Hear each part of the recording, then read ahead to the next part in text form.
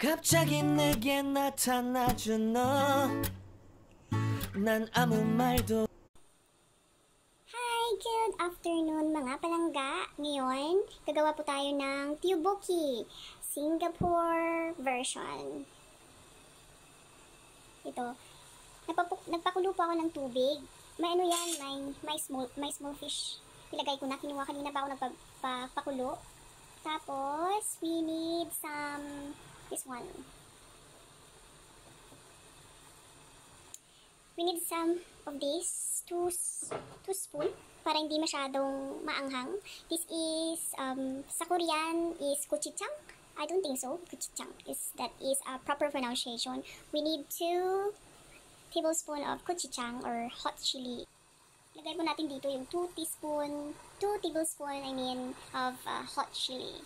Yan po, nalagay ko na yung gochujang chili there. And we mix it. We mix it. And we mix it. And kailangan po natin ng sugar. Kailangan natin po ng sugar. Ito itong gamitin ko. Galing yan sa coffee. Ito. Para males yung kanyang anghang. Nalagay ko na po yung sugar. Now, we need to put the tteokbokki rice cake. Ito po siya. Ilalagay po natin yung tteokbokki until becomes smooth siya. Yung hindi siya na matigas. Dito, lagay natin.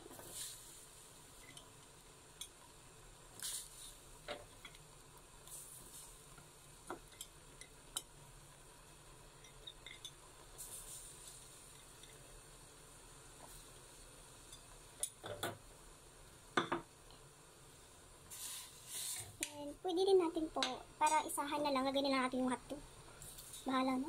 Chocks. Ito. Lagay po natin yung hotdog. And ayan po natin kumulo yung ating tteokbokki. Cover it. Hintayin natin pong kumulo at maluto yung tteokbokki. And then we just put this one. Later. Well, so guys, ito na siya, oh. Nag-boil na siya. Ngayon, ilagay po natin yung big onion natin doon sa loob. Para may taste din siya. Mamaya, timplahin lang po natin kung ano po yung taste natin. Ganun. But we need to wait until our tteokbokki. This one. Itong rice cake na to na maging malambot siya. Malambot. I use pala hotdog. Only 2. Wala kasi akong fish cake. Ginamit ko sa hotdog. Ganyan siya. But we make the fire laser. Para palambutin pa natin yung tteokbokki. We will see kung ilang oras to. Ilang minutes to kasi ako. Try ko kasi yung tteokbokki kung ano na siya. Yung smooth na siya eh. Pwede na. Kung hindi pati still more boiling. Pakuluan pa more. And then you can taste kung anong taste nyo. Yung kung di nyo kayang talaga yung maanghang, pwede nyo dagdagan ng sugar. Ganyan siya. Hintayin po natin lumambot yung tteokbokki or rice cake. Ito siya. And for now, kasi hindi pa siya masyadong malambot, we need to cover it. Cover po natin muna. Mainit. And inless ko po yung fire para hindi siya masunog. This is the second time I make. Kasi before, gumawa ko para sa employer ko. Ngayon, sa akin lang. For my lunch. Well, we'll see later kung ano ang so guys, tingnan po natin yung ating tteokbokki. Now, yung tteokbokki natin is luto na. That is tteokbokki Singapore version. I-cover natin. And patayin po natin yung fire. Now, I need these noodles. But, kailangan ko lang yung noodles. Ayoko yung sauce niya. Kasi ilalagay ko po yung noodles niya dito. Now, it's boiling. We need to cook our noodles and put to our tteokbokki.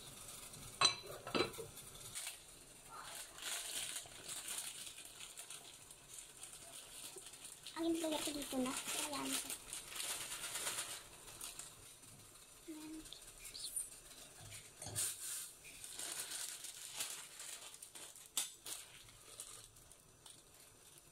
Pero, hindi ko to kailangan. It's just noodles. soon in the future, I use this. But I need only noodles. Para masarap ang ating tibuki, lagyan po natin ng mozzarella cheese.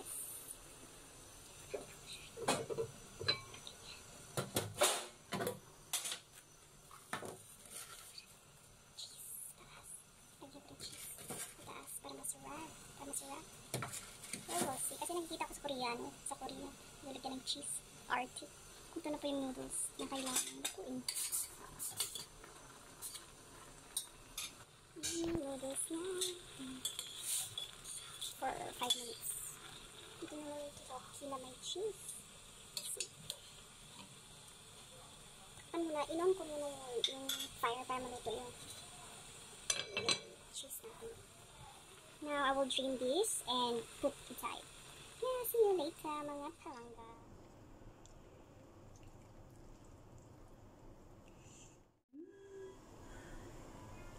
Yum.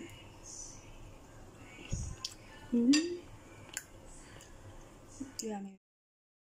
갑자기 내게 나타나준 너, 난 아무 말도 할 수가 없었지. 첫눈에 반한다는 이야기가 널 보는 순간 이해가 됐어. 매번 야야야야야 불러 널 야야야야, 내 맘을 고백하려고 타이밍만 보는 나. 그런 나를 넌 보며 왜 그러냐고 묻네. 너 때문에 I'm going crazy. I'm going crazy. 무뎌져 버린 내 가슴이 뛰어. I'm going crazy. Yeah. 시간은 계속 흘러만 가고 기다리